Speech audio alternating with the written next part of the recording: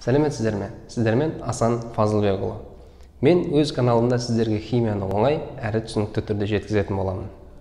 Видеоны көрмес бұрын лайк басып, комментарий қалдыруды және подписка жасауды ұмытпаңыз. Ендеше сабағымызды бастаймыз.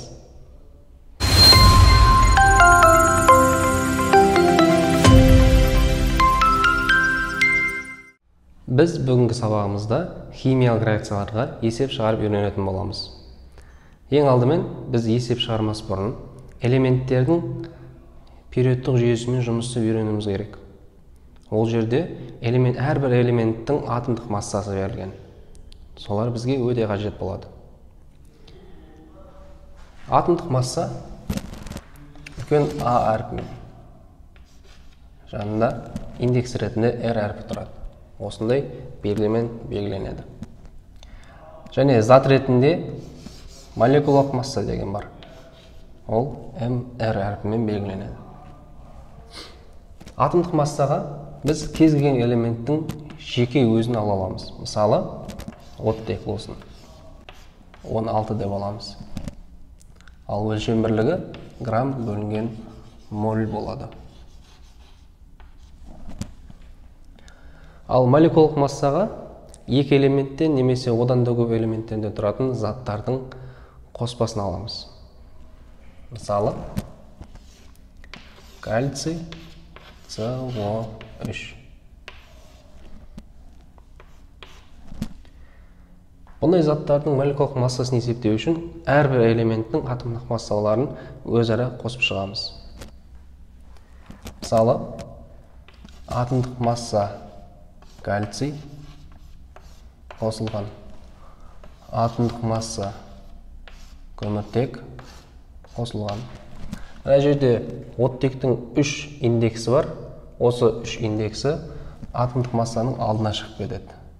3 көбейтілген атомдық масса оттек.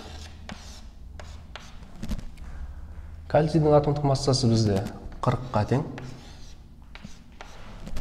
Көміртек 12-ге тең. Ал оттек 3 көбейтілген 16-ға тең. Жалпы осылардың қосындысы кальций карбонатының молекулалық массасы болып есептелінеді. 52 қосылған 48 тең болады 100-ге. Өлшем бірлігі грамм бөлінген моль. Ал химиялық реакция бойынша есептеуге мынадай мысал келтірсек болады. Кальций оксиді қосылған көмір қышқыл газы түзіледі кальций карбонаты. Осы жерде бізге кальций оксидінің массасы 5,6 грамм болсын. Осы 5,6 грамм кальций оксидіне әрекеттескен көмір қышқыл газынан түзілген кальций карбонатының массасын табыңдар десе. Біз бұндай есептерде міндетті түрде пропорцияны қолданамыз. Пропорцияны қолдану үшін біз кальций оксидінің молекулалық массасын есептей алуымыз керек. Молекулалық масса кальций оксиді тең болады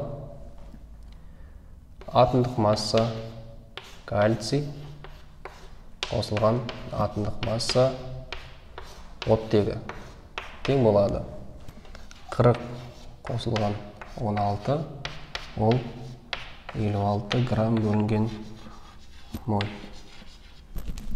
Яғни кальций оксидінің молекулалық массасы 56 грамм бөлінген моль болады. Әр қарай біз кальций карбонатының молекулалық массасын жаңа алдыңғы мысалда келтірдік. Ол 100 грамм бөлінген мольге тең болды. Біз бұл есепте пропорцияны былай құрастырамыз. 5,6 грамм x грамм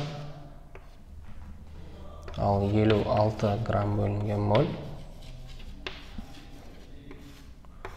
100 грамм бөлінген моль.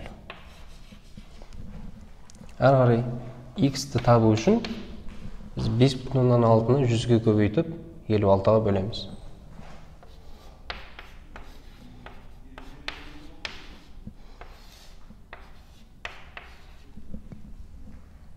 Әрі қарай есептегі қысқарту бойынша бірдей сандарды қысқартамыз. Яғни бөлінетін сандарды қысқартамыз. 56 мен 5,16-ға бөлінеді.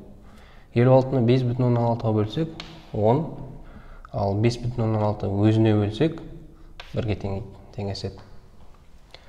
Әрі қарай 100-ді 10-ға бөлетін болсақ 10 грамм шығады. Яғни бұл есептің шарты бойынша бізде кальций карбонатының массасы 10 граммға теңеседі деген сөз. Немесе дәл осы есепті екінші әдіс арқылы шығаруымызға болады. Мысалы, бірінші кальций оксидінің зат мөлшерін тауып алуымыз қажет. Зат мөлшері бізде ню әрпімен немесе кішкентай n әрпімен белгіленеді. Зат мөлшері сол заттың массасының молекулалық массасына немесе жеке элемент түрінде атомдық массасына қатынасына тең болады. Бұл жерде зат мөлшері кальций оксиді тең болады масса кальций оксиді бөлінген молекулалық масса кальций оксиді. Кальций оксидінің массасы бізде 5,16-ға тең. Ал молекулалық массасы 56-ға тең.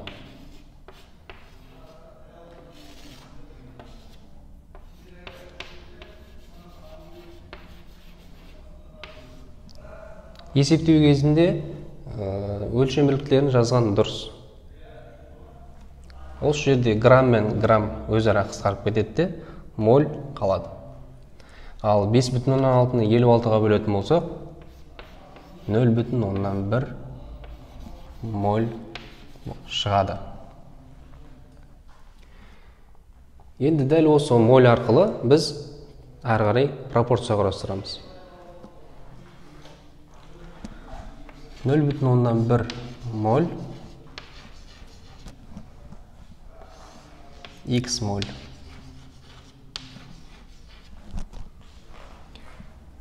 Ал заттардың алдында қандай сан тұрса, ол сонша моль болып саналады.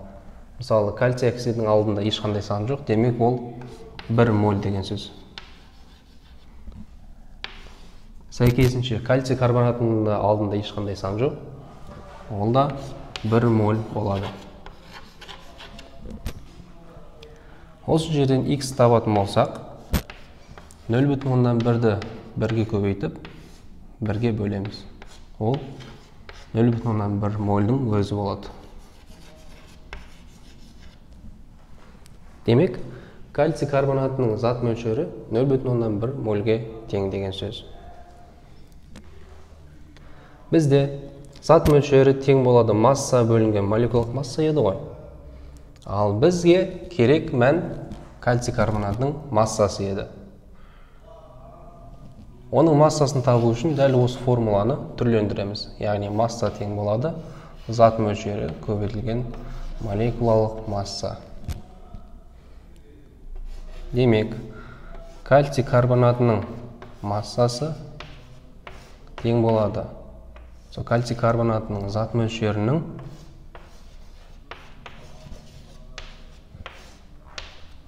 молекулалық массасына көбейтіндісіне.